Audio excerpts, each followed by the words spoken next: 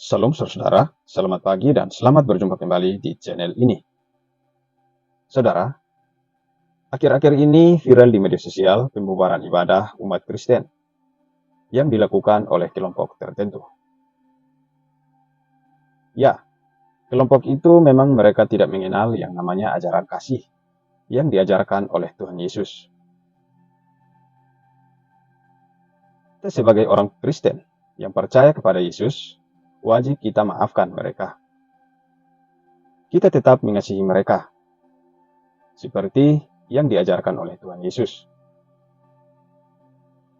Di dalam Matius 22 ayat 39, yang berbunyi demikian, "Kasihilah sesamamu manusia, seperti dirimu sendiri." Saudara, saling mengasihi sesama manusia merupakan salah satu dari hukum yang terutama yang diajarkan Yesus.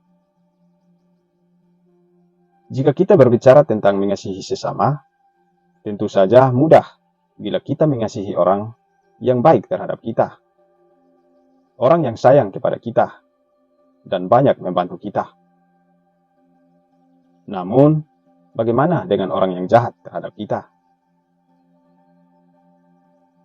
Ayat di atas tidak disebutkan bahwa kasihilah orang yang baik saja.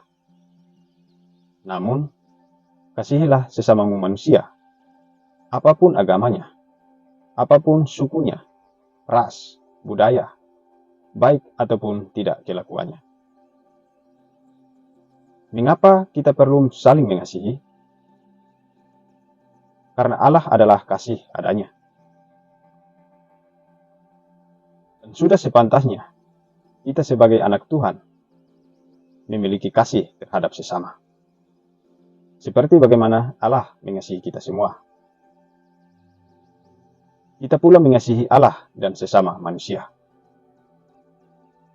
Mengasihi Tuhan dan mengasihi sesama adalah bagian yang tak terpisahkan.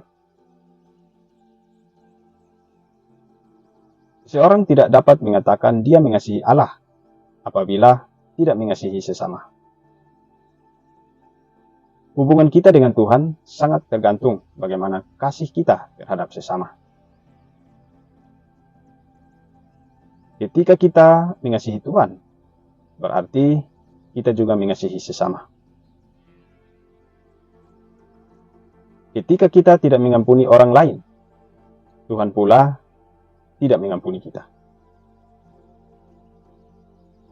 Dalam pembacaan Matius 22 ayat 39, menyatakan bahwa mengasihi sesama sama kedudukannya dengan mengasihi Tuhan. Sama pentingnya dan harus berjalan secara bersamaan. Hidup saling mengasihi adalah baik adanya. Bayangkan, ketika kehidupan semua orang yang saling mengasihi tentunya adalah tatanan kehidupan ideal yang dikehendaki semua orang. Namun kenyataannya seringkali tidak demikian. Walaupun kita mengasihi sesama, terkadang tetap ada orang yang jahat terhadap kita. Apa yang kita lakukan? Alkitab berkata, "Kasihilah musuhmu, doakan mereka, kasihi mereka." Tapi aku berkata kepadamu, kasihilah musuhmu, dan berdoalah bagi mereka yang menganiaya kamu. Matius 5 ayat 44.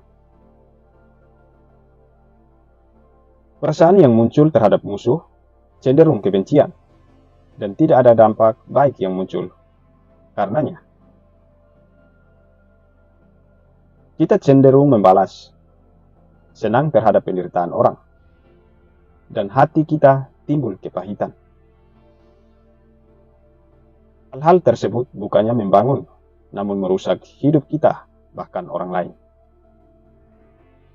Ingatlah bahwa Tuhan mengampuni orang yang mengampuni, mengasihi bahkan musuh kita dan tidak membalas, memberikan kelegaan.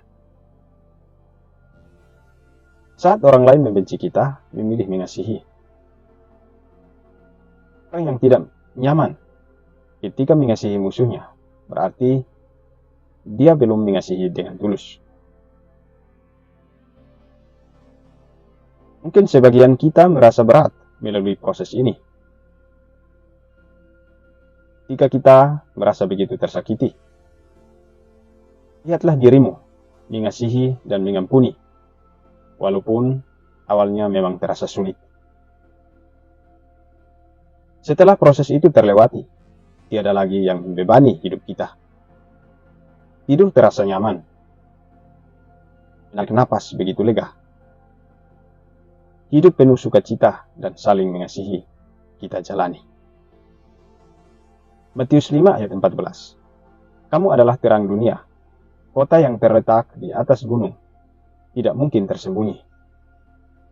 Terang yang bersumber dari hubungan kita dengan Tuhan itu terungkap melalui hubungan pribadi dengan sesama. Dimanapun saat ini kita berada, kita tetap untuk menjadi pribadi yang mampu memancarkan terang Kristus di sekitar kita. Salah satu cara sebagai wujud untuk menjadi terang adalah dengan hidup kudus dan menjadi teladan dalam perbuatan yang baik, dalam sikap hidup yang terhormat, dan dalam perkataan yang membangun.